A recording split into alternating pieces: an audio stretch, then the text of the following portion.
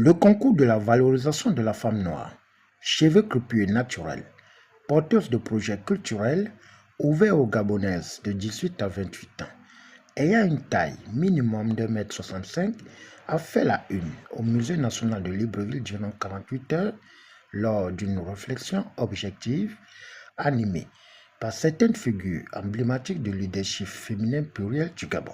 Au début, vous aurez 6, 7 mois, 1 an, 2 ans, 3 ans.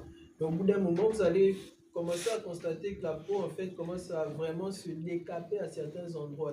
Donc là, il ne s'agira plus de l'éclaircissement, mais il s'agira vraiment de lésions sur la peau, lésions de plusieurs types. Vous aurez des endroits comme par exemple les phalanges qui vont commencer à noircir, plutôt même que de blanchir. Il y a également beaucoup de problèmes d'eczéma au bout d'un moment. Donc ça, ce sont les effets mineurs. Après, vous aurez les effets que je considère majeurs, c'est-à-dire là qui sont plus profonds, qui atteignent directement le système. À mesure qu'on met des produits sur la peau, on atteint chaque type de peau. Elles ne sont pas résistantes de la même façon. Donc la première couche, elle vous protège. Mais en plus de ce qu'on frotte, il y a les éléments externes, le soleil, les insectes, etc. Donc c'est un milieu qui est constamment agressé. Donc quand vous ajoutez de la crème, vous la détruisez plus vite. Au fur et à mesure, ça devient vraiment comme des pustules, assez douloureux, toujours chauffant. Donc ça, c'est l'un des risques majeurs. Un autre risque majeur, c'est l'atteinte directe des organes. Donc on a le foie et les reins qui peuvent également être touchés. Alors le principal message, comme j'ai expliqué à nos chers futurs Miss et Belle, c'est que premièrement, il n'existe pas réellement de produits blanchissants. On fait de façon générale une utilisation détournée de plusieurs produits, à savoir le mercure, l'hydroquinone et les corticoïdes. Et vous avez deux risques. Un premier type de risque que moi j'appellerais mineur, qui apparaît directement sur la peau. Et vous avez les risques que je considérais majeurs, qui là sont l'atteinte des organes comme le foie, les reins, etc. Donc le principal conseil, ce serait peut-être d'éviter de s'adonner vraiment à ce genre d'utilisation. Au regard de la société. Et je pense que si aujourd'hui les femmes se dépigmentent, c'est parce qu'elles manquent d'estime d'elles-mêmes. Et la reconstruction, pour moi, commence par le changement de mentalité et la reconstruction de l'estime de soi. Je vous parle aujourd'hui parce que je suis un exemple palpable. Je pense que dans la salle, je ne suis pas comme tout le monde. Et être une tâche au milieu de tout le monde, c'est assez difficile. Si on n'a pas confiance en soi, c'est clair que on ne s'en tira pas. De base, j'étais un enfant très timide, peu bagarre, et j'ai eu le vitiligo à l'âge de 10 ans. Donc, j'ai fait du chemin avec. Au début, c'était pas facile. Je me détestais. Je pensais que j'étais maudite. Pourquoi moi? Parce que dans ma famille, je suis la seule à avoir le vitiligo. Des deux côtés. Je n'ai même pas un ancêtre qui avait le vitiligo. Mon apport était concernant l'estime de soi.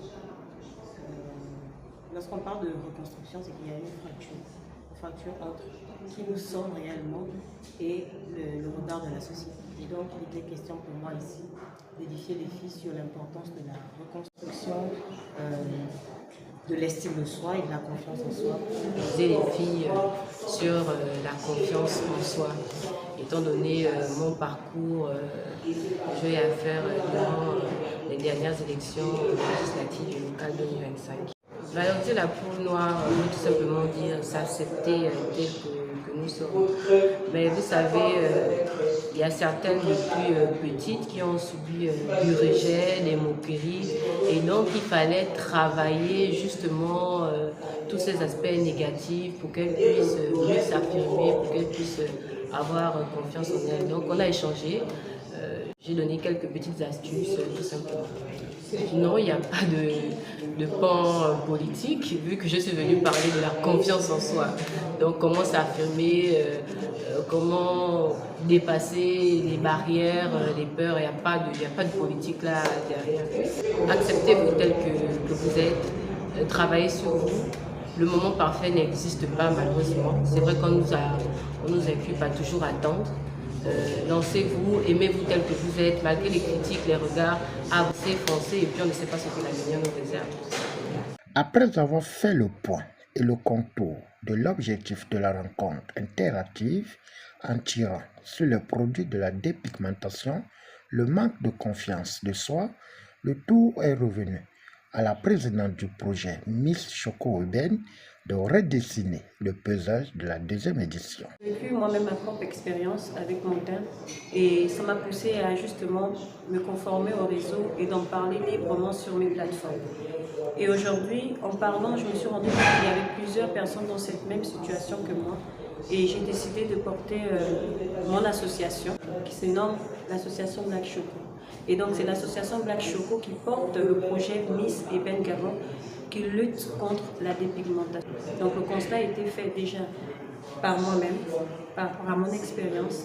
Et lorsque j'ai lancé ma plateforme sur les réseaux sociaux avec des capsules, j'ai eu beaucoup de retours négatifs, beaucoup de retours de manque de confiance, beaucoup de demandes de conseils, comment tu fais, qu'est-ce que tu utilises comme crème, comment tu fais pour entretenir ton teint, etc. Et ça m'a poussé justement à lancer ce projet. Eben Gabon, c'est un projet, comme je disais, qui vise à lutter contre la dépigmentation, mais aussi à justement revaloriser la femme gabonaise. Aujourd'hui, les questions pour nous, quand je dis nous, c'est notre comité, notre association, de redonner les valeurs de noblesse que la femme gabonaise aujourd'hui a perdues. Parce qu'aujourd'hui, la femme se présente, s'identifie un peu, je dirais, s'auto-présente comme celle-là qui peut donner tout ce qu'elle veut à un homme. Aujourd'hui, nous n'avons pas besoin de ce genre de femmes, nous avons besoin des femmes qui sont capables de se tenir devant la société et être des leaders de demain.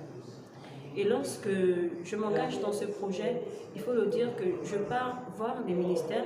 Donc, disons que ce ministère est accompagné par le ministère de la Culture et le ministère de la Santé. Nous sommes sur 3 pans, la santé, l'éducation et la culture. La santé, justement, parce qu'il faut justement sensibiliser sur les dangers derrière les crèmes éclaircissantes, en parlant du mercure, en parlant de l'hydroquinone. L'éducation, c'est ce que nous sommes en train de faire, créer des journées portes ouvertes, avoir fait les 9 provinces, donc une grande campagne de sensibilisation interprovinciale, inter-établissement. La culture, pourquoi? Parce que non seulement je joue un l'utile à l'agréable, parce que vous avez constaté que c'est un concours de beauté à thématique qui ne se résume pas qu'au concours de beauté, mais qui derrière a déjà de base une sensibilisation et des journées portes ouvertes. Il faut aussi dire à la jeune femme gabonaise que même si tu te dépigmentes la peau, au dépit des maladies, etc., c'est d'abord ton histoire que tu effaces. C'est une partie de ton identité culturelle que tu bafoues. Et donc il est important pour nous de se reconnecter à nos valeurs principales, celles du Gabon, et d'en faire justement notre histoire. Celle que nos arrière-parents, celle que nos ancêtres ont tant défendue, c'est à nous de la réécrire cette histoire. Cette initiative valorise la beauté africaine qui subit la mondialisation imposée par des lobbies cosmétiques. Notons que lors de cette conférence-débat, suivie des échanges interactifs, les témoignages des candidates, teintés d'émotion, de défis, de motivation, ont permis de prendre l'engagement pour réussir un nouveau challenge. Au finish, Miss Coco Urbaine, deuxième édition, sera en vitrine en novembre 2026 lors de la grande finale à Libreville.